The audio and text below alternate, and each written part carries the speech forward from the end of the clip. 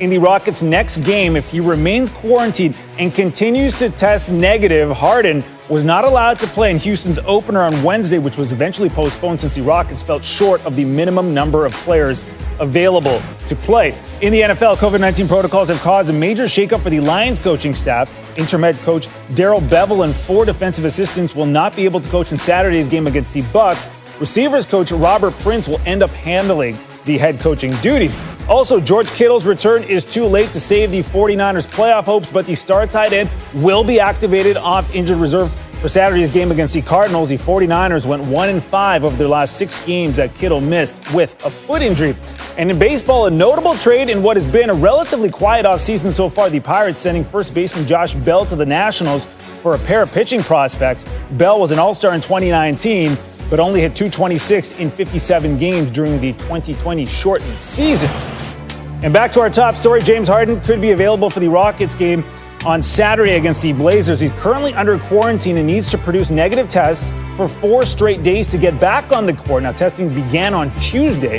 Harden violated the NBA's COVID protocols by attending an indoor party without wearing a mask. And in addition to Harden, 7 other Rockets were sidelined for Houston's opener yesterday against OKC. That was postponed, leaving the team 1 short of the minimum 8 players who must be available to play.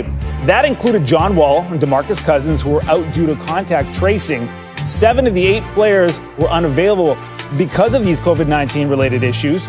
Earlier today on The Jump, Rachel Nichols spoke to NBA Commissioner Adam Silver about Harden's situation.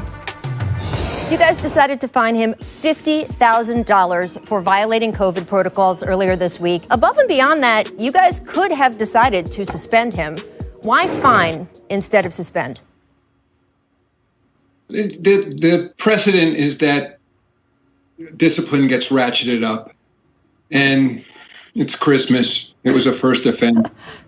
Frankly, to your point, the $50,000 is the limit of my authority under the collective bargaining agreement. And what would have happened? I mean, in a way, he got lucky, because if the game had taken place last night as scheduled and he were unavailable because of his own actions, he would have missed a game and a paycheck. And so it would have, in practice, and ultimately have turned out to be a much larger sanction.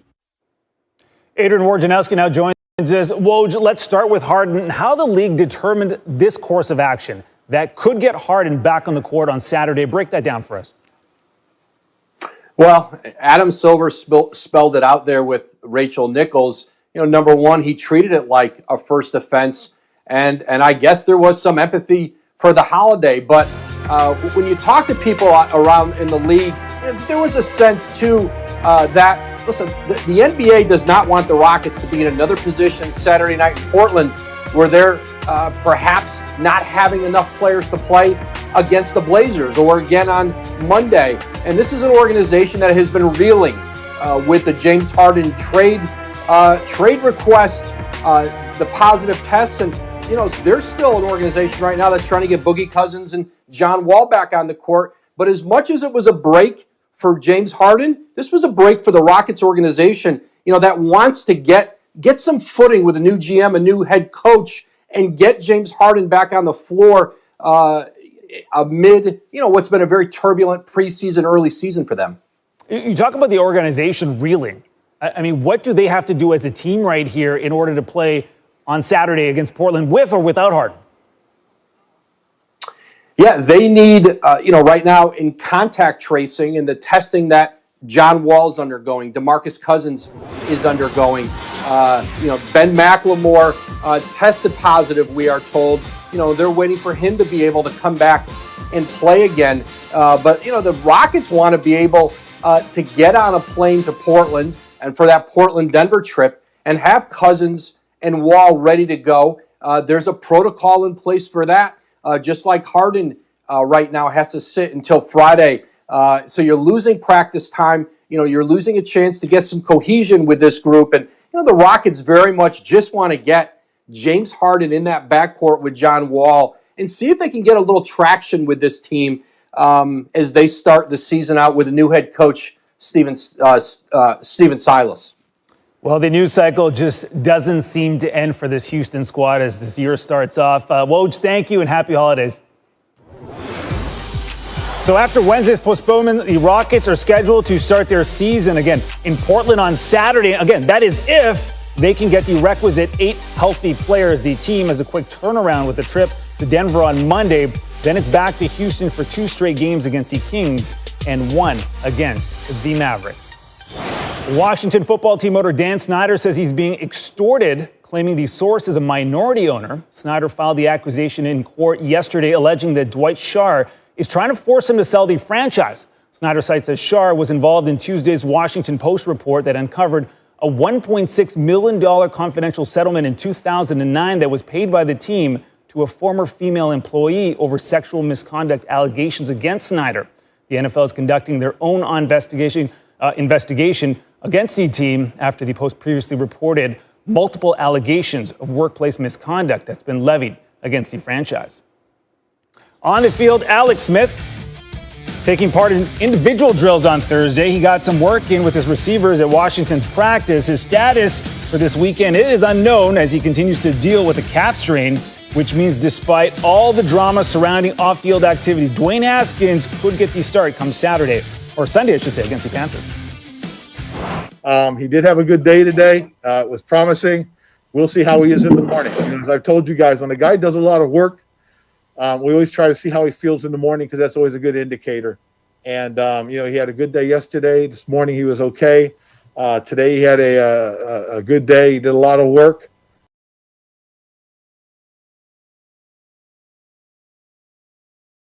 And that's all promising. In the meantime, Dwayne took his reps that we had mapped out for him. And then Taylor Heineke took some reps that we had mapped out for him, as did Steven Montez. Adam Schefter joining us now, and I have never felt so underdressed in my professional career. I was not expecting this, Adam. You got to send me the email. You got to send me the memo. I'll be festive with you. Well, Nabil, I wasn't expecting it either, except the crew at NFL Live made me dress up after I didn't dress up for the initial segment, so I put this on to satisfy them, and you are the benefactor of me not wanting to change my clothes once again. This is amazing. It is festive. It is part of the mood. I like it. We're going to go with it because we got to go with it. We got questions for you. We got to talk about Alex Smith. Listen, it's got to be a positive step forward that he was doing those individual drills today. But what's the realistic outlook for his status on Sunday? The way it's been explained to me is that it would be challenging all week long for Alex Smith to start. Now, that doesn't mean he won't. He's obviously making progress, and Ron Rivera sounds encouraged with the way he's progressing. Dwayne Haskins has taken all the starter reps so far, and I think they want to see how Alex Smith feels on Friday morning, how that calf is coming along. The way it was described to me is calves can be tricky, and they want to be sure about this with Alex Smith. So again, I still think that Dwayne Haskins probably has a slight nudge to being the favorite to start this weekend against Carolina in a game Washington has to have, but I don't think they have a decision at all at this point in time.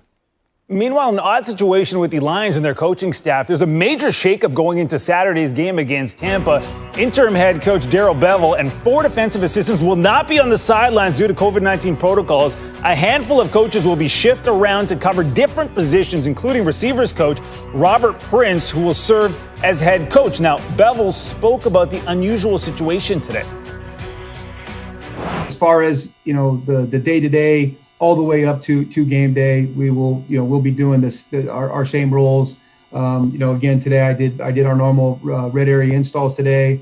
We're watching practice virtually. We're talking, making corrections with the coaches after. Still have all our meetings. Everything's exactly the same. Tomorrow's meetings will be the same. Just will not be able to be there on game day.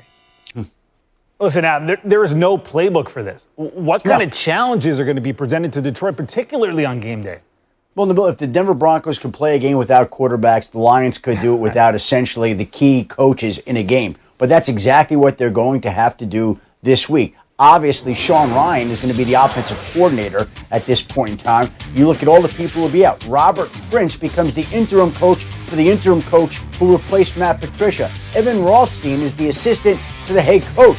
He now becomes the new defensive play caller, a man who's never called plays in a game. And all the other assistants there all get promotions on game day with Lions assistant coaches in roles that they've never been in before in a game against Tampa Bay. Now, again, keep in mind, this is all because of the COVID protocols. And a guy like Darrell Bevell spent the week isolated in a hotel room. It was his 28th wedding anniversary. Couldn't even go be around his wife, couldn't be around his family, had to stay in this hotel room, and now doesn't get to coach the game against the Buccaneers.